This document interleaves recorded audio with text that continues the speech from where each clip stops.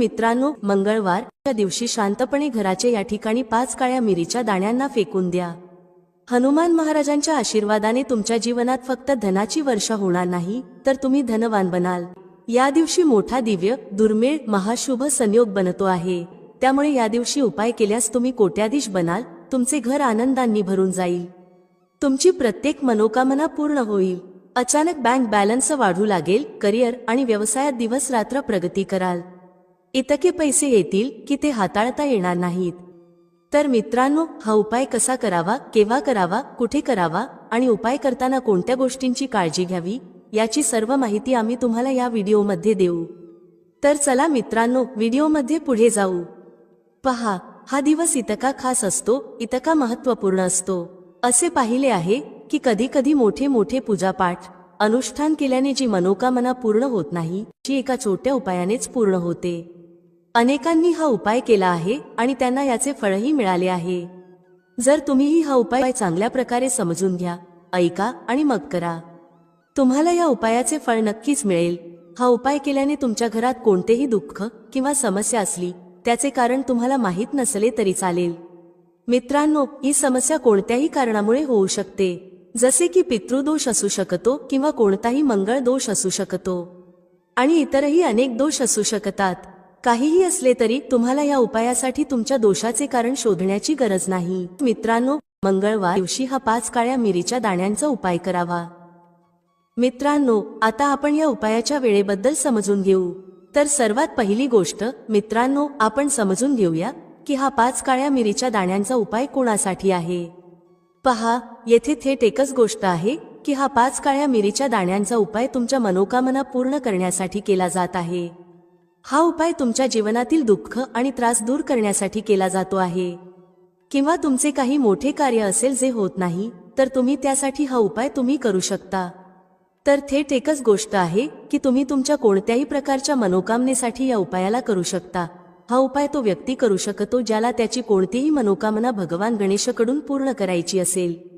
आणि जर कोणतीही माता किंवा बहिणी त्यांच्या घरातील सुख, शांती आणि धन संपदा वाढवण्यासाठी हा उपाय करू इच्छित असतील, तर घरातील ज्येष्ठ माता किंवा बहिणींनी विशेषतः या 5 काळ्या मिरीच्या दाण्यांच्या उपायाला करावेत.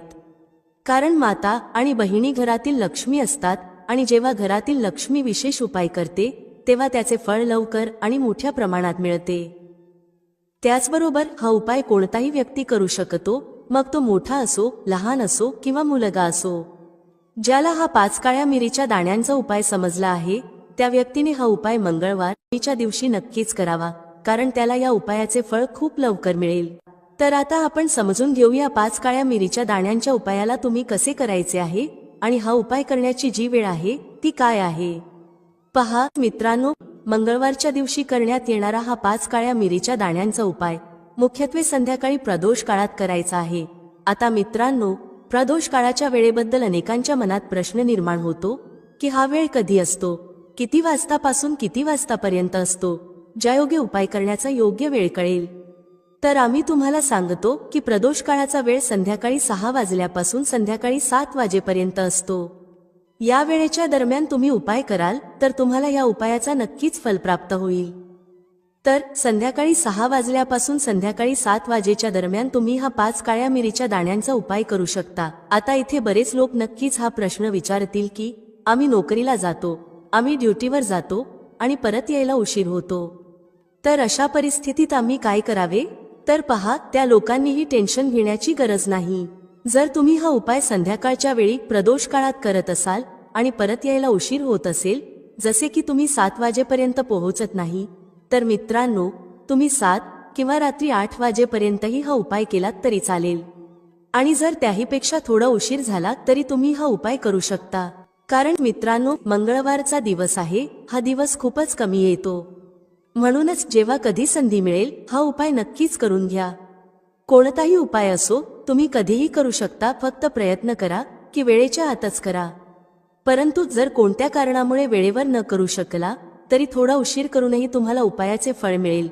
कारण मित्रांनो, तुम्हाला फक्त आणि फक्त हा 5 काळ्या मिरीच्या दाण्यांचा उपाय करायचा आहे. यामुळे तुमच्या जीवनात जर धन वैभवाची समस्या चालू असेल, जर तुम्ही पैशासाठी खूप जास्त चिंताग्रस्त असाल, आर्थिक तंगी चालू असेल अनेक वेळा प्रयत्न आणि मेहनत करूनही यश मिळत नसेल तर हा उपाय नक्कीच करा. जर तुम्ही व्यापारात अपयशी ठरत असाल, नोकरी मिळवण्याच्या प्रयत्नात अपयशी ठरत असाल किंवा कोणत्याही कार्यात जर अपयशी ठरत असाल किंवा धनाची हानी होत असेल तर हा छोटासा उपाय नक्की करावा. तर चला या विशेष उपायाबद्दल जाणून घेऊया. पण त्याआधी एक विनंती, जर तुम्ही चॅनेलवर नवीन असाल तर कृपया चॅनेल नक्कीच सबस्क्राईब करा. आजचा हा व्हिडिओ खूपच खास असणार आहे, कारण मंगळवारी करण्यास सांगितलेले 3 विशेष उपाय आज तुम्हाला या व्हिडिओमध्ये सांगितले जातील. हा उपाय तुम्ही तुमच्या समस्येनुसार करू शकता. या उपायांमध्ये धन प्राप्तीचे उपाय, मनोकामना पूर्तीचे उपाय आणि जीवनातील सर्व प्रकारच्या समस्यांना दूर करण्याचे उपाय सांगितले जातील. चला जाणून घेऊया सर्वात पहिला उपाय. या उपायासाठी तुम्हाला सर्वात आधी 5 काळ्या मिरीच्या दाण्यांची गरज लागेल. आता 5 काळ्या मिरीचे दाणे मंगळवारी रात्री झोपण्याआधी शांतपणे या ठिकाणी फेकून द्या. हे 5 काळ्या मिरीचे दाणे तुम्हाला जीवनातील प्रत्येक कष्टातून मुक्त करतील. भगवान शनिदेवजींच्या आशीर्वादाने संपूर्ण जीवनात धनाची वर्षा होत राहील आणि मित्रांनो, मोठ्या मोठ्या शत्रूंपासूनही तुम्हाला सुटका मिळेल. मित्रांनो, आजचा व्हिडिओ खूपच खास आहे, कारण काळ्या मिरीच्या दाण्यांना घरात जाळल्यास तुम्ही तुमच्या घरातून नजर दोषही दूर करू शकाल. तसेच जर तुमचा कोणताही गुप्त शत्रू असेल किंवा तुमच्या घरात धनाची कमतरता खूपच जास्त असेल, घरात पैसा टिकत नसेल आणि नजर दोषाचा प्रभाव तुमच्यावर आणि तुमच्या कुटुंबावर खूपच असेल, घरातील सदस्यांपैकी कधी कोणाची तब्येत खराब असते तर कधी कोणी आजारी असतो आणि तुमच्या घरात पैशांची बर्बादी खूप होत असेल, अशा परिस्थितीत मंगळवारच्या दिवशी 7 काली मिरीचे दाणे घरात जाळल्याने तुम्ही तुमच्या जीवनातील सर्व दुःखांपासून कायमचा सुटका मिळवू शकता. तसेच तुमचा मोठ्यात मोठा शत्रूही गुडघे टेकून बसेल जर तुम्ही हा उपाय मंगळवारी केला. आता पहा, जर तुमचे जीवन नेहमीच समस्यांनी भरलेले असेल तर तुम्हाला काळी मिरीचे उपाय नक्की करायला हवेत, कारण काळी मिरीचे उपाय त्वरित परिणाम दाखवतात. दुसरी गोष्ट म्हणजे हे उपाय तुम्हाला गुप्त शत्रूंपासूनही सुटका देतात आणि तुम्हाला कधीही नजर दोषामुळे त्रास होत नाही. तर चला आधी समजून घेऊया की काळ्या मिरीचे 7 दाणे तुम्हाला तुमच्या घरात कुठे जाळायचे आहेत आणि या लहानशा उपायाने तुम्ही तुमच्या जीवनातील मोठ्यात मोठ्या शत्रूपासून कसा सुटका मिळवू शकता. तुमचे गुप्त शत्रूही काहीही वाईट करू शकणार नाहीत. बरेच लोक हे जाणतात की जेव्हा एखाद्या व्यक्तीला नजर लागते तेव्हा त्याच्या पैशावर आणि घरातील सुख शांतीवरही नजरचा परिणाम होऊ शकतो. आता आपल्या घरातून सर्वात आधी तुम्हाला नजरदोष दूर करायचा आहे. जसे नजरदोष दूर कराल, तुमच्या गुप्त शत्रूंच्या नजरेचा जो परिणाम होतो तो त्वरित संपून जाईल आणि मग तुम्हाला तुमच्या जीवनातील कष्टांपासूनही सुटका मिळेल. आता तुम्हाला काय करायचे आहे? येथे 4 काळ्या मिरीचे दाणे घ्यायचे आहेत. ध्यानात ठेवा, एकही दाणा तुटलेला नसावा. त्याच्यासोबत एक कपुराचा तुकडा घ्यावा. आता हे 4 काळ्या मिरीचे दाणे तुम्हाला तुमच्या घरातील कोणत्याही कोपऱ्यात ठेवून जाळायचे आहेत. जसे तुमच्या घरात एक खोली आहे तर कोणतीही खोली निवडा. त्या खोलीच्या एका कोपऱ्यात हे 4 काळ्या मिरीचे दाणे कपुरासह जाळा आणि जाळल्यावर त्याची राख घराबाहेर फेकून द्या. पहा, जसेच तुम्ही काळ्या मिरीचे दाणे कपुरासोबत जाळता, तुमच्या जीवनात एक चमत्कार होईल. तुम्हाला दिसेल की तुमच्या घरात जे अचानक दुःख येत होते, धनाच्या बाबतीत तुम्ही त्रस्त होता, घरात पैसा येत नव्हता किंवा घरात आजार वाढत होते किंवा असा एखादा व्यक्ती होता जो नेहमीच आजारी राहत होता, चिडचिड्या स्वभावाचा होता आणि नेहमी क्लेशात राहत होता, हे सर्व तुमच्या घरातून दूर होईल. जर कोणाला नजर दोष लागला असेल तर तोही दूर होईल. दुसरी गोष्ट, तुमचे गुप्त शत्रूही तुमचे काहीही बिघडवू शकणार नाहीत जेव्हा तुम्ही कपुरासोबत 7 काळ्या मिरीचे दाणे घरात जाळता. पहा, काळ्या रंगाच्या वस्तू शनिदेवाशी संबंधित असतात. काळ्या मिरीचे जेवढे उपाय असतात ते त्वरित परिणाम दाखवतात आणि लवकर यशस्वी होतात. याशिवाय तुमच्या घरात कधीही नकारात्मक ऊर्जा थांबत नाही जेव्हा तुम्ही काळ्या मिरीला घरात जाळता. हा उपाय करा आणि मग बघा की तुमचा मोठ्यात मोठा गुप्त शत्रूही गुडघे टेकून बसेल. हा उपाय करताच त्यांची कितीही वाईट नजर असली तरी त्याचा तुमच्यावर, तुमच्या घरावर आणि तुमच्या धनावर काहीही परिणाम होणार नाही, कारण येथे तुम्हाला थेट शनी देवाचा आशीर्वाद मिळेल. तर हा पहिला उपाय आहे. आता दुसऱ्या उपायाबद्दल बोलूया, जो मंगळवारी करायचा आहे आणि तोही काळ्या मिरीचाच आहे. हा उपाय विशेषतः त्या लोकांसाठी आहे जे म्हणतात की आमच्या घरात नेहमी दुःख असते, पैसा येत नाही, आजार येत आहेत आणि धनाच्या बाबतीत नेहमीच समस्या असते. तर जे लोक म्हणतात की जीवनात दुःख आहे त्यांनी हा दुसरा उपाय करावा। जर तुमच्या जीवनात दुःख खूपच वाढले असेल, कष्ट खूपच वाढले असेल आणि धन तुमच्याकडे टिकत नाही, तर मंगळवारी हा काळ्या मिरीचा दुसरा उपाय करा। करायचे काय आहे? 5 काळ्या मिरीचे दाणे घ्यायचे आहेत। तुमच्या घरात जो व्यक्ती खूपच त्रस्त असतो तोच हा उपाय करेल हे पाहण्याचा प्रयत्न करा, तर अधिक उत्तम आहे। जर तो करू शकत नसेल तर तुम्हीही त्याच्या जागी हा उपाय करू शकता। काय करायचे आहे? ज्या व्यक्तीकडे पैसा टिकत नाही किंवा जो आजारी आहे त्याच्यावरून 5 काळ्या मिरीचे दाणे 7 वेळा उतरवायचे आहेत। पण उतरवणे घड्याळाच्या दिशेने नाही, तर उलट दिशेने एंटी क्लॉकवाईज करायचे आहे। 7 वेळा एंटी क्लॉकवाईज उतरवा आणि मग या 5 काळ्या मिरीचे दाणे घेऊन एखाद्या चौरस्त्यावर जा। चौरस्ता म्हणजे ते ठिकाण जिथे 4 दिशा असतात। तिथे 4 दिशांमध्ये एक एक काळ्या मिरीचे दाणे फेकून द्या आणि 5वा दाणा आकाशाच्या दिशेने पाहून हवेत उडवून द्या। हे सर्व केल्यानंतर तुम्ही तुमच्या घराकडे परत जा, कोणाशीही वाटेत बोलू नका आणि मागे वळूनही पाहू नका। प्रयत्न करा की हा उपाय संध्याकाळच्या वेळी कराल, जेव्हा आसपास कमी लोक असतील। दुसरी गोष्ट, या उपायाबद्दल कोणालाही सांगू नका, कारण असे उपाय गुप्त ठेवले जावे लागतात, तेव्हाच हे आपला परिणाम दाखवतात। तुमच्या घरातील एखाद्या दोघांना माहीत आहे तर ठीक आहे, पण बाहेरच्या कोणालाही काहीही सांगू नका। आता चला आपल्या तिसऱ्या उपायाबद्दल बोलूया। हा तिसरा उपायही मंगळवारचा आहे आणि शनिदेवाशी संबंधित आहे। शनिदेव न्यायाचे देवता आहेत आणि कर्मफलदाता आहेत। व्यक्तीला त्याच्या कर्मांच्या आधारावर फल देण्याचे कार्य शनिदेवाचे आहे। जर कोणी चांगले कर्म करत असेल तर त्याला सुख मिळते, पण जर चूक होत असेल तर जीवनात दुःख आणि कष्टही येतात। जेव्हा शनीची 7.5 शनी धया किंवा कोणतीही महादशा एखाद्याच्या कुंडलीत असते, तेव्हा अनेकदा धनाची कमतरता, घरात भांडण तंटे आणि सुख शांतीची कमतरता जाणवते। जर तुमच्या घरात अचानक धनाची कमतरता येत असेल, भांडणं होत असतील आणि तुम्ही पैशासाठी त्रस्त आहात, शनिदेवाचा त्रास तुम्हाला त्रास होत असेल, त्यामुळे आता तुम्हाला शनिदेवाला प्रसन्न करायचे आहे। कसे करणार? 1 काळ्या रंगाचा कपडा घ्या, त्यात 11 काळ्या मिरीचे दाणे ठेवा आणि 1 रुपया ठेवा। याची एक छोटीशी पोटली बनवा आणि शनिदेवाच्या मंदिरात जा। मंदिराच्या बाहेर कोणत्याही गरजू व्यक्तीला ही पोटली द्या आणि शनिदेवाचा ध्यान करून आपल्या घरी परत या।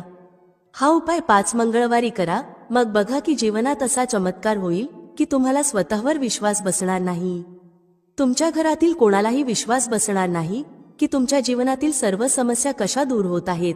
जेव्हा तुम्हाला वाटेल की जीवनात कोणताही मार्ग शिल्लक नाही, तर एकदा शनिदेवावर विश्वास ठेवा आणि हा उपाय करा। याचा चमत्कार तुम्हाला स्वतःच्या जीवनात दिसेल। हे 101 नाही तर 501% सत्य आहे। फक्त संपूर्ण श्रद्धेने उपाय करा आणि ज्याने या वर्षात शनिदेवाला प्रसन्न केले त्याचे भाग्य असे चमकेल की 7 पिढ्या सुख भोगतील। आता दीपक लावण्याचे नियम समजून घेऊया। जर आपण संध्याकाळी दीपक लावतो तर स्नान करणे आवश्यक आहे का? म्हणजे संध्याकाळची पूजा स्नान न करता केली जाऊ शकते का? आणि संध्याकाळी घरात किती दीपक लावायला हवेत? दीपक लावण्याचे मंत्र काय आहे? घरातील समस्यांना दूर करण्यासाठी आणि कोणत्याही विशेष मनोकामना पूर्ण करण्यासाठी दीपक कसा प्रज्वलित करावा, तर आता ही माहिती पूर्णपणे संध्याबंधनावर आधारित आहे। संध्याकाळच्या वेळी जो संध्याबंधन करतात, पूजा अर्चना करतात, दीप प्रज्वलित करतात, तो कसा करायचा आहे, कोणत्या नियमांचे पालन करायचे आहे, यावर आधारित आहे। जर तुम्हाला आजचा व्हिडिओ चांगला वाटला तर लाईक नक्की करा, कारण तुमचे लाईक्स आणि कमेंट्स माझ्यासाठी खूप महत्त्वाचे असतात। हाच एकमेव मार्ग आहे ज्यामुळे मला समजते की तुम्हाला हा व्हिडिओ चांगला वाटला आणि तुमच्यासाठी उपयुक्त आहे। तर व्हिडिओ चांगला वाटला तर लाईक करा आणि कमेंट बॉक्समध्ये जय माता लक्ष्मी लिहा, ज्यामुळे माताजीची कृपा तुमच्यावर आणि तुमच्या कुटुंबावर सदैव राहील आणि तुम्हाला कधीही धनाची कमतरता होणार नाही। प्रिय भक्तांनो, सर्वप्रथम संध्याकाळी दीपक प्रज्वलित करण्यापूर्वी म्हणजे संध्याकाळच्या पूजेपूर्वी स्नान आवश्यक आहे का, हे समजून घेऊया। पहा, शास्त्रानुसार पूजेत शुद्धता आवश्यक आहे। जेव्हा आपण सकाळी पूजा करतो तेव्हा स्नान करणे अत्यंत आवश्यक आहे। सकाळी स्नान न करता पूजा करू नये, परंतु संध्याकाळच्या पूजेसाठी तुम्ही हात, पाय आणि चेहरा धुवूनही पूजा करू शकता। पहा, तुम्ही वस्त्र बदलू शकता किंवा फक्त हात पाय धुवून, तोंड धुवून पूजा करू शकता। संध्याकाळी पूजा करायची आहे तर दिवसभर शुद्धतेचे पालन करा। जसे की तुम्ही कधी टॉयलेट किंवा बाथरूममध्ये जाता तेव्हा शुद्धीकरण करा आणि तोंड धुवा। जर तुम्ही दिवसभर शुद्धतेचे पालन करत असाल तर संध्याकाळच्या वेळी स्नान न करता फक्त हातपाय धुवून पूजा करू शकता. पुढचा प्रश्न आहे की संध्याकाळच्या पूजेत दिवा कधी लावायचा?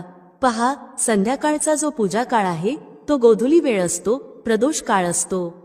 म्हणजेच सूर्यास्त होत असताना आपल्याला घरात दीपक प्रज्वलित करायला हवा. आता तुम्ही विचारता की संध्याकाळी दिवा किती वाजता लावावा? पहा, सूर्यास्ताची वेळ प्रत्येक ऋतूमध्ये वेगवेगळी असते. जसे की हिवाळ्यात 4:30 वाजता सूर्यास्त होतो, तर कधी 5:30 वाजेपर्यंतही होऊ शकतो. उन्हाळ्यात सूर्यास्त 6:30 ते 7 वाजेपर्यंत असतो, तर कधी कधी 7:30 वाजताही सूर्यास्त होतो. म्हणून एकच वेळ सांगणे की याच वेळी दिवा प्रज्वलित करा हे कठीण आहे आणि योग्यही नाही. दरवेळी एकाच वेळी दीपक प्रज्वलित करता येणार नाही. म्हणून संध्याकाळचा काळ लक्षात ठेवा. संध्याकाळचा काळ म्हणजे सूर्य अस्त होताना, तेव्हा तुमच्या घरात दिवा प्रज्वलित करा. आता बोलूया किती दिवे तुमच्या घरात प्रज्वलित करायला हवेत. शास्त्रानुसार संध्याकाळी दररोज तुमच्या घराच्या मुख्य दारावर एक दिवा नक्कीच लावा. याचे महत्त्व काय आहे? पहा, शास्त्रानुसार संध्याकाळी लक्ष्मी माता आणि त्यांची बहीण दरिद्रता भ्रमण करतात. ज्या घराच्या मुख्य दारावर दिवा प्रज्वलित केले जाते त्या घरात माता लक्ष्मी प्रवेश करतात आणि ज्या घराच्या मुख्य दारावर दिवा लावला जात नाही त्या घरात दरिद्रता प्रवेश करते. म्हणून माता लक्ष्मी तुमच्या घरात प्रवेश कराव्या यासाठी मुख्य दारावर एक दीपक नक्कीच प्रज्वलित करा. मुख्य दारावर संध्याकाळी प्रज्वलित केलेला दिवा अनेक लाभ देतो. शास्त्रानुसार संध्याकाळी ज्या घराच्या मुख्य दारावर दिवा प्रज्वलित केले जाते त्या घरात कोणतीही नकारात्मक ऊर्जा प्रवेश करत नाही. जर तुमच्या घरात काही वास्तुदोष असेल तर मुख्य दारावर दिवा प्रज्वलित केल्याने सर्व प्रकारच्या वास्तुदोषांपासून मुक्ती मिळते. आणि जर तुमच्या घरात पितृदोष आहे, ज्यामुळे समस्यांचे आगमन होत असेल, तर मुख्य दारावर दिवा प्रज्वलित केल्याने घराचा पितृदोषही संपतो. याशिवाय जर घरात कोणतीही अशांती असेल, आजारपण असेल किंवा आर्थिक तंगी असेल तर मुख्य दारावर दिवा प्रज्वलित केल्याने सर्व प्रकारच्या समस्यांपासून मुक्ती मिळते. त्यामुळे घराच्या मुख्य दारावर दिवा प्रज्वलित करणे अत्यंत आवश्यक आहे. शास्त्रानुसार घराच्या मुख्य दारावर एक दिवा असायला हवा. आणि दुसऱ्या दिव्याबद्दल बोलायचे झाले तर दुसरा दिवा तुम्हाला तुमच्या घरातील तुळशीजवळ प्रज्वलित करायला हवा. शास्त्रानुसार जर संध्याकाळच्या वेळी संध्याकाळात तुळशीच्या मुळांजवळ अंधार राहत असेल तर अशा परिस्थितीत दरिद्रतेचे स्थायी वास तयार होतो. ज्या घरांमध्ये संध्याकाळी तुळशीजवळ दीप प्रज्वलित केला जातो त्या घरात लक्ष्मीचा वास असतो. श्री हरी विष्णूंसह महालक्ष्मी अशा घरात वास करतात. म्हणून संध्याकाळच्या वेळी तुळशीजवळ एक दिवा नक्की प्रज्वलित करा. आता बोलूया पुढच्या दिव्याबद्दल. संध्याकाळी आपल्या घराच्या ईशान कोपऱ्यात म्हणजेच जिथे तुम्ही तुमच्या घराचे मंदिर बांधले आहे त्याच ठिकाणी घराच्या मंदिरात एक दिवा नक्की प्रज्वलित करा. 2-3 दिवे तुम्ही दररोज प्रज्वलित करायला हवेत. जर तुम्ही हे 3 दिवे दररोज प्रज्वलित करता तर विश्वास ठेवा की तुमच्या घरातील बऱ्याच समस्या आपोआपच संपून जातील. आता पुढील प्रश्नाबद्दल बोलूया जो तुम्हाला नेहमीच पडतो की दिवा कोणत्या तेलाने प्रज्वलित करावा? मोहरी तेल घालू शकतो का? किंवा तिळाच्या तेलाचा वापर करावा का? किंवा शुद्ध तुपाचा वापर करावा? कोणत्या तेलाने दिवा प्रज्वलित करावा? पहा, शास्त्रानुसार मोहरीच्या तेलाचा दिवा सर्वत्र प्रज्वलित करू नये. मोहरीचे तेल हे कडवट तेल मानले जाते आणि शनिदेवासाठी हे प्रज्वलित करतात. शनिदेवासाठी जर तुम्ही दीपदान करता शनिवारी तर मोहरीच्या तेलाचा दिवा प्रज्वलित करायला हवा. तुम्ही पिंपळाच्या झाडाजवळही मोहरीच्या तेलाचा दिवा प्रज्वलित करू शकता किंवा भैरव देवासाठीही तेलाचा दिवा लावला जातो. शास्त्रानुसार घरात जो दिवा प्रज्वलित केला जातो किंवा कोणत्याही देवतेसाठी जो दिवा लावला जातो त्यात गायीचे तूपच टाकून प्रज्वलित करावे. जर शुद्ध गायीचे तूप मिळत नसेल तर जे तूप उपलब्ध आहे त्याचा उपयोग करू शकता किंवा तिळाच्या तेलाचा दिवा प्रज्वलित करू शकता. दररोज जो दिवा प्रज्वलित करता मुख्य दाराजवळ असो, तुळशीजवळ असो किंवा ईशान कोपऱ्यात असो, सर्व दिवा तिळाच्या तेलाने किंवा शुद्ध तुपानेच प्रज्वलित करावेत. आणि हो, दिवा ठेवताना एक गोष्ट लक्षात ठेवा, कधीही दिवा थेट जमिनीवर ठेवू नका. दिव्याच्या खाली दररोज थोडेसे तांदूळ किंवा फूल ठेवू शकता.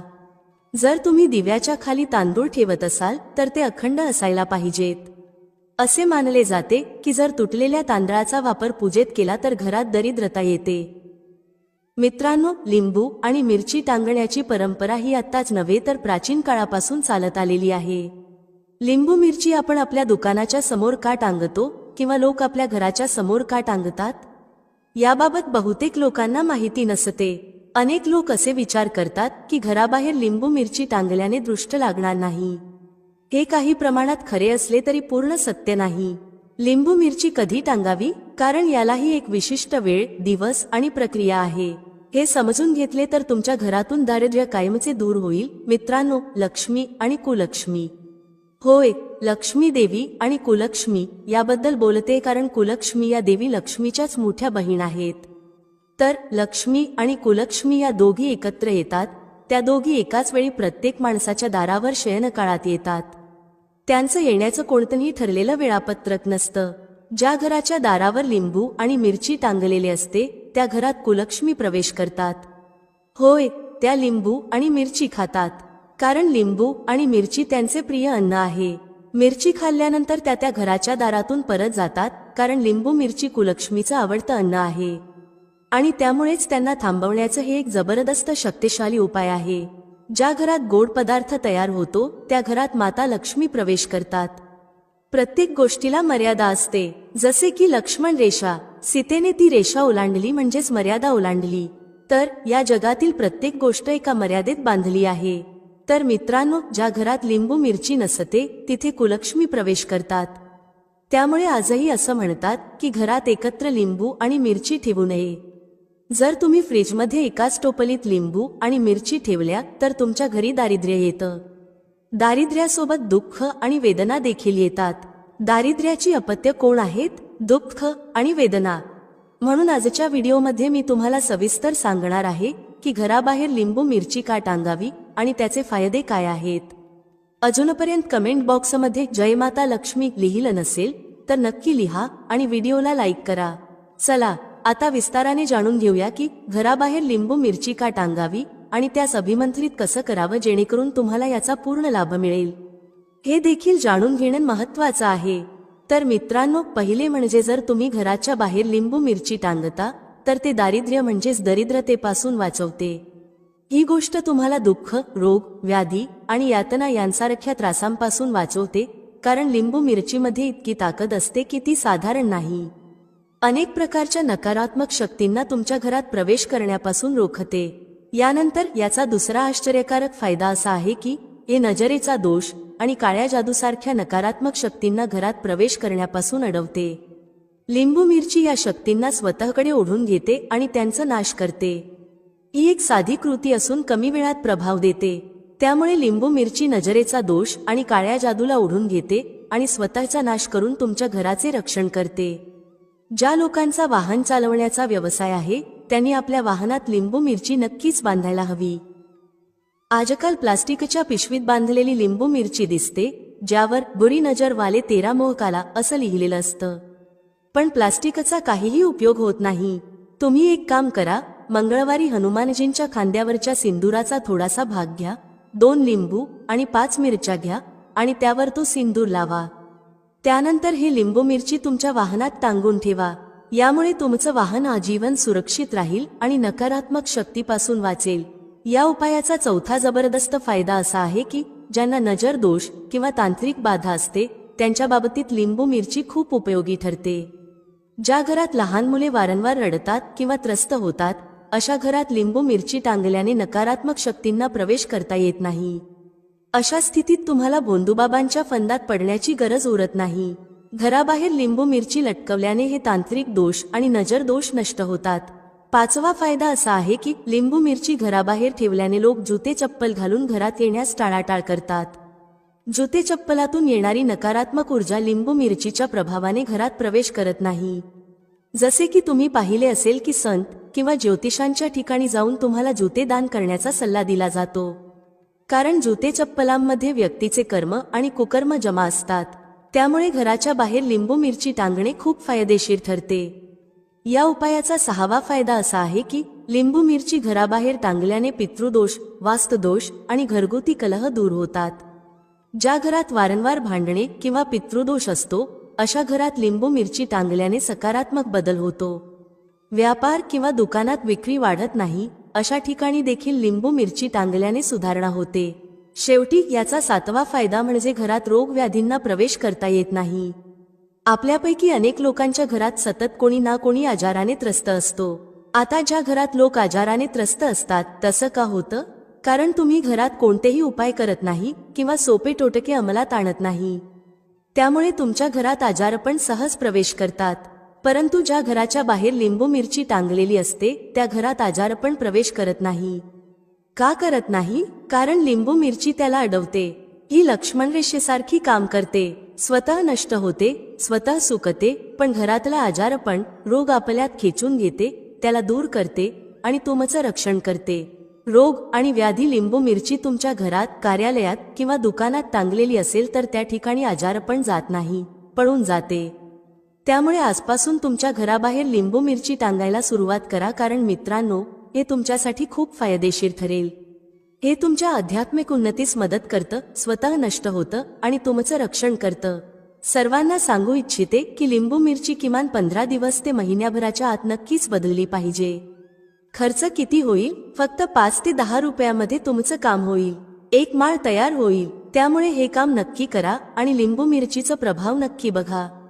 कोणत्याही वस्तूला एक निश्चित कालावधीपर्यंतच प्रभाव असतो, त्यानंतर तो संपतो. त्यामुळे प्रयत्न करा की लिंबू मिरची दर महिन्याला बदला, याचा पूर्ण लाभ तुम्हाला मिळेल. मित्रांनो, ही सर्व माहिती जनहित लक्षात घेऊन दिली जात आहे. ज्योतिष आणि धार्मिक उपाय हे आपल्या श्रद्धेवर आणि विश्वासावर अवलंबून असतात. आमच्या व्हिडिओचा उद्देश फक्त तुम्हाला योग्य सल्ला देणे आहे. या संदर्भात आम्ही कोणत्याही प्रकारचा दावा करत नाही. तर मित्रांनो, आजचा हा व्हिडिओ तुम्हाला कसा वाटला? आम्हाला कमेंट करून नक्की कळवा. जर हा व्हिडिओ तुम्हाला आवडला असेल तर कमेंट बॉक्समध्ये जय माता लक्ष्मी नक्की लिहा. पुन्हा भेटू पुढच्या व्हिडिओमध्ये नवीन माहिती घेऊन. तोपर्यंत जय श्री राम. व्हिडिओ पाहिल्याबद्दल धन्यवाद. भेटूया पुढील व्हिडिओमध्ये एका नवीन चर्चेसह. तुम्हा सर्वांचे मनःपूर्वक आभार. श्री स्वामी समर्थ.